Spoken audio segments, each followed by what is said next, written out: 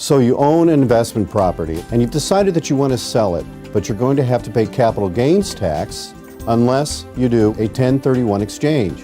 What is capital gains? Hi, my name is Jeff Helsdon. I'm a business and real estate lawyer in Faircrest, Washington, and I have helped people avoid having to pay capital gains tax on the sale of their investment properties using Section 1031 for over 22 years.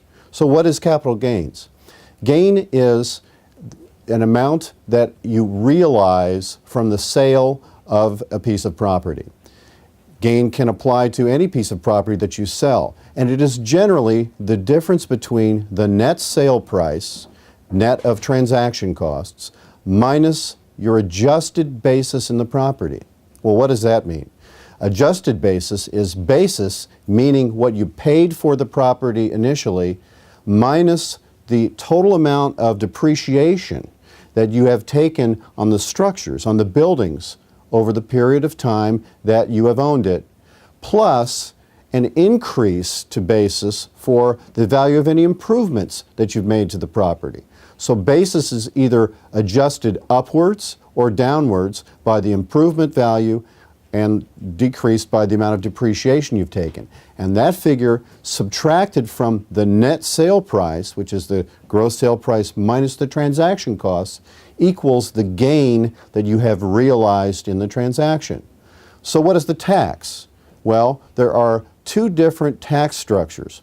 First, the amount of depreciation over the period of time that you have owned the property, that depreciation is recaptured and you have to pay tax on it at a 25% rate. And the rest of the gain that is attributable to the property going up in value, and hopefully it's been going up in value even though the last couple of years we've seen some difficulties in the real estate market, that's taxed at a 15% rate.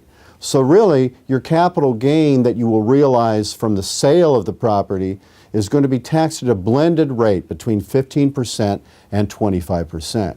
So over a period of time, that can be a significant amount of money that you will have to pay in tax if you sell the property instead of using Section 1031 of the Internal Revenue Code to defer the tax and be able to use that money to go up into a higher valued property.